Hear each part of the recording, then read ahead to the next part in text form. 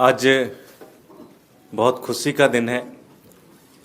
हमारे साथ पूरे देश में एम्बुलेंस मैन के नाम से मशहूर और कोरोना काल के दौरान जिन्हें महानायक की उपाधि दी गई, ऐसे पद्मश्री के सम्मान से सम्मानित जितेंद्र सिंह सेंटी जी, जो किसी पहचान के मोहताज नहीं, आज पूरे देश में और मैं कहूँ कि पूरी दुनिया के अंदर उनका नाम मशहूर है और उनका काम मशहूर है।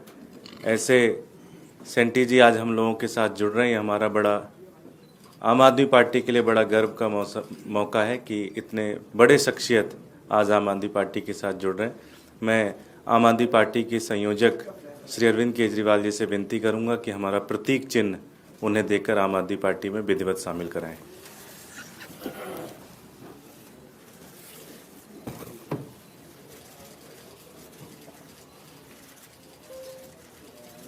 Thank you. दिल्ली के लिए वेलकम टू द पार्टी। वो देना है भगत सिंह वाली। हाँ, भगत सिंह जी हम दोनों के आइडियल तय किए। हाँ,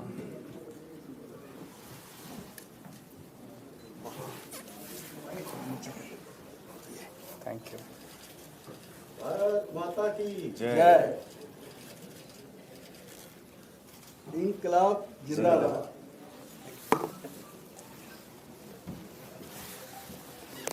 मैं सेंटी जी से विनती करूंगा कि 2 शब्द कहें। सच मायने में तो आज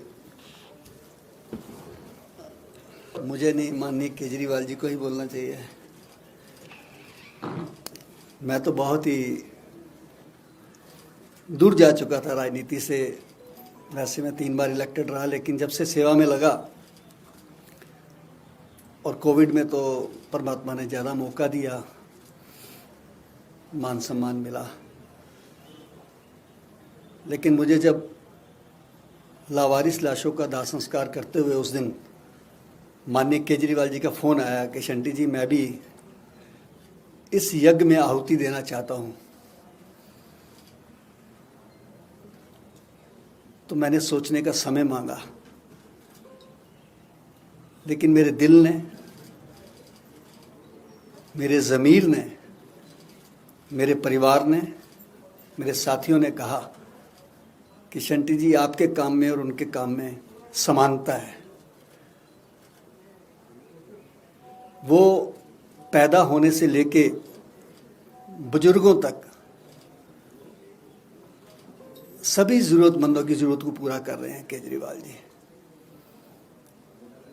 और जब वो जाने लगते हैं लोग, और ख़ास करके मैं इसमें कहूँगा कि हमारे जो प्रवासी भाई बेचारे दिल्ली में आके योद्धा के रूप में काम करते हैं, लोग उनको मजदूर कहते हैं, मैं उनको योद्धा कहता हूँ। अपना घर बार छोड़ के आते हैं और किस प्रकार से वो बच्चों को पालने के लिए मेहनत करते हैं, और जब मृत्यु हो जाती है तो उनको लकड़ी भी नसीब नहीं होती है।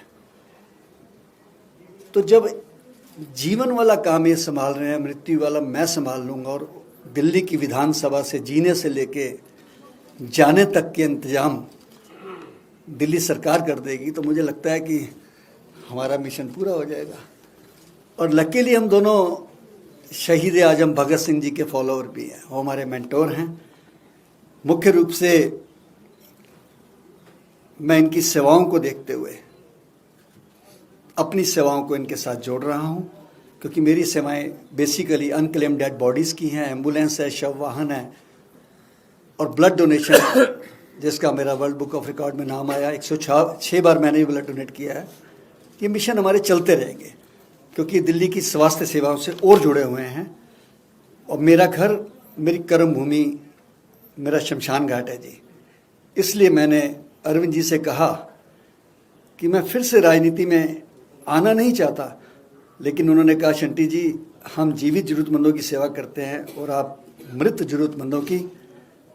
अगर आप हमारे साथ आएंगे तो एक तरीके से असहाय लोगों का जीवन से लेके मृत्यु तक का इंश्योरेंस हो जाएगा। और ये सच भी है। आपका सेवा का क्षेत्र और बढ़ेगा। गरीबों के लिए जीते जी भी सम्मान और जाते जाते भी सम्मान, एक ऐसी सुविधा हम सब मिलकर काम करेंगे। विधानसभा में पहली बार बेसहारा असहाय लोगों और खास करके बेसहारा लाशों की मानवाधिकारों पर, मैं आपको बता दूं कि मानव अधिकार पे सबसे पहली आवाज़ शहीद आजम भगत सिंह ने लाहौर जेल में उठाई थी जब 123 दिन भूख हड़ताल की थी, और कोविड के बाद मैंने उठाई थी कि डेड बॉडी क्यों ना मिले उनको, और वो मिलनी शुरू हुई। मैं इस बात को आगे लेके चलूँगा आने वाले समय में, और आप परिवार के साथ मैं स्वेच्छा से मैंने फैसला किया जुड़ने का। राजनीति मेरे लिए केवल आशीर्वाद कमाने का एक माध्यम होगी, क्योंकि मृत्यु के बाद केवल ये दुआएं, ये आशीर्वाद ही साथ जाएगा, इससे ज़्यादा कुछ नहीं। और मैं यही कहूँगा, इंसान से हो भाईचारा, यही पैगाम हमारा। जय हिंद। मैं अरविंद जी से विनती करूंगा 2 शब्द। जितेंद्र सिंह शंटी जी को आज आम आदमी पार्टी में शामिल करते हुए मुझे बहुत हर्ष हो रहा है। जितेंद्र सिंह शंटी जी किसी इंट्रोडक्शन के मोहताज नहीं हैं। वो न केवल दिल्ली, न केवल देश, बल्कि विदेशों में भी काफ़ी चर्चित रहे हैं अपनी समाज सेवा को लेके। उन्होंने पिछले 29-30 साल से वो समाज सेवा में लगे हुए हैं, और ख़ासकर उन्हें एम्बुलेंस मैन और तरह तरह के नामों से जाना जाता है। खासकर जिस तरह से उन्होंने मृत लोगों को सम्मान दिया है, उनके बारे में कोई नहीं सोचता, क्योंकि उनसे वोट तो मिलते नहीं हैं। अगर कोई आदमी मर जाए उसके बाद उससे वोट थोड़ी मिलते हैं। उसका ख्याल तो एक अच्छा और सच्चा इंसान ही रख सकता है जिसके सीने में दिल धड़कता है। अभी तक मुझे बताया गया कि 70,000 से ज़्यादा डेड बॉडीज़ को सम्मान के साथ उन्होंने शमशान घाट पहुंचा के उनका अंतिम संस्कार कराया है। खासकर कोरोना के काल में जब लोग अपने घर के लोगों की भी डेड बॉडी लेने में कतराते थे, अपने घर के लोगों की भी डेड बॉडी को एक्सेप्ट नहीं करते थे, उनका अंतिम संस्कार करने को तैयार नहीं होते थे, अस्पताल से नहीं लेके आते थे, अस्पताल वालों को कहते थे आप ही इनका अंतिम संस्कार कर दो। उस वक्त शंटी जी ने डेड बॉडीज़ को एक्सेप्ट करके, खुद उनको एक्सेप्ट करके और उनका सम्मान के साथ अंतिम संस्कार किया। इस वजह से इन्हें खुद भी कोरोना हो गया, और उस वक्त जब इनका पूरा परिवार कोरोना से पीड़ित था, तब भी इन्होंने अपने परिवार की चिंता किए बिना और वो अपना मिशन जारी रखा, और इस काम के लिए उन्हें पद्मश्री से नवाजा गया। इसके अलावा वो बीमार लोगों को एम्बुलेंस की सेवा प्रदान करते हैं और उन्हें समय पे अस्पताल पहुंचा के उनकी ज़िंदगियां बचाते हैं, उनका बीमारी में इलाज करवाते हैं, ब्लड डोनेशन का कैंप करते हैं।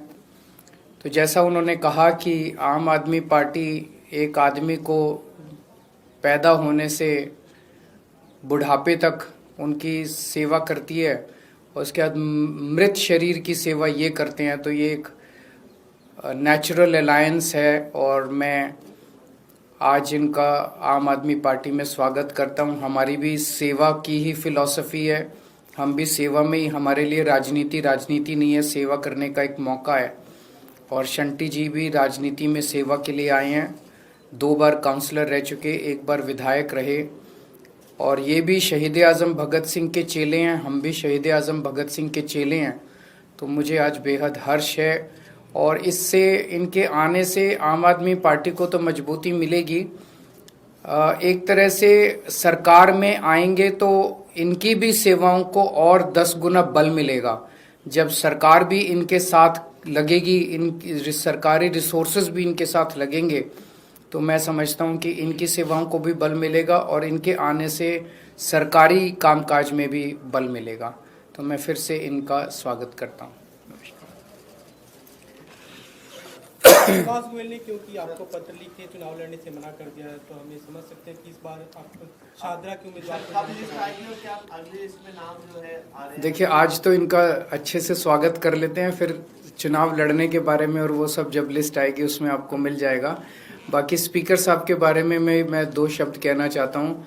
श्री रामनिवास गोयल जी पर्सनली व्यक्तिगत तौर पे मैं उनकी बहुत ज़्यादा इज्जत और सम्मान करता हूँ, बहुत ही ज़्यादा, और मेरे बहुत करीबी रहे हैं। हमारी पूरी पार्टी उनको एक पितामह के रूप में देखती है। जब जब ज़रूरत पड़ती है उनकी गाइडेंस हम लेते रहे। तो उनकी कुछ दिन पहले चिट्ठी आई थी, मैंने उन्हें काफ़ी मनाने की कोशिश की कि आप अभी जारी रखिए। तो उन्होंने कहा कि नहीं, मेरी उम्र भी हो गई है, मेरा स्वास्थ्य भी साथ नहीं दे रहा।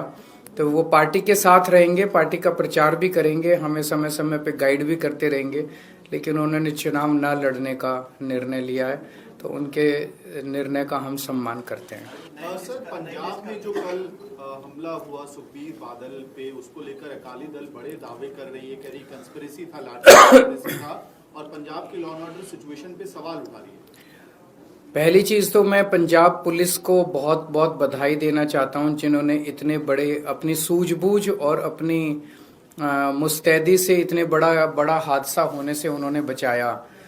ये एक उदाहरण है पूरे देश के लिए कि किस तरह से अच्छी पुलिसिंग जो है वो बड़े हादसे को बचा सकती है। दूसरा, ये हादसा ये दिखाता है कि किस तरह से पंजाब और पंजाबियों के खिलाफ बहुत बड़ी साजिश रची जा रही है उनको बदनाम करने के लिए, और हमें इस साजिश को सफल नहीं होने देना किसी भी हालत में। पंजाब पुलिस अच्छा काम कर रही है, और जो बीजेपी के लोग और मीडिया में कुछ लोग लॉ एंड ऑर्डर की पंजाब में आवाज़ उठा रहे हैं, तो वो तो पंजाब पुलिस ने अपनी मुस्तैदी से दिखा दिया कि उन्होंने हादसा नहीं होने दिया। लेकिन उन्हीं बीजेपी वालों को और मीडिया के साथियों को मैं निवेदन करना चाहता हूं कि दिल्ली में जो इतने बुरे हालात लॉ एंड ऑर्डर के हो गए हैं, खुलेआम मर्डर हो रहे हैं, शूट आउट हो रहे हैं, गैंगस्टर्स का कब्जा हो गया, महिलाएं सुरक्षित नहीं हैं, बच्चे सुरक्षित नहीं हैं, उसके बारे में भी अगर वो बोलें तो अच्छा रहेगा। Thank you. केबल चोरी को लेकर आज आपने ट्वीट किया था, वो भी उसी का ही हिस्सा है।